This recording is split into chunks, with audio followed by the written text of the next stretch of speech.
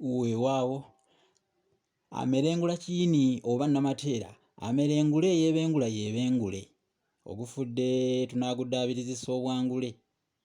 Omanyi munnange abuuka yaafa agenda ye mulogo. Bagamba nti ekifudde kigenda nakukungubagirwa. Kyova olaba ne bwe kiba kisujjusujju nga kivundidde ku lulyo kitwalibwa mu masaŋŋanzira amakazi oba amasajja era ne kiraamirizibwa. Ate ekyayiseeko empewo tekidda kiba kigenze.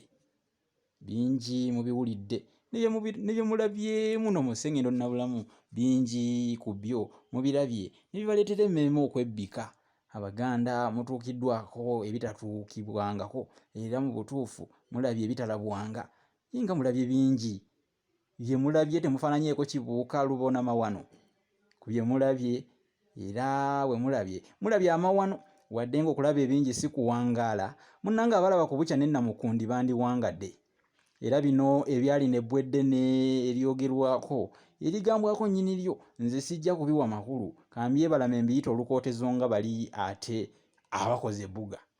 Jjukira nti baloolera enkunga ng'abeetimpa bo balya. Olwo nfaananeko ng'oli agamba nti entamu ennene teryaka mufumbi nti gwe suulamu empisa olaba oba onoogizza. Wama guno gwa bulungi nga gwa butiko bw'obujja tokatira naye obunafu si mbuzi ne Lugooja myajuuta. Temujja kufunda ku nkottokedde busa ebyo mbaweeredde ebigambo nga mwetimba bujumbi byaweerera omuttanse ku bukukumbo.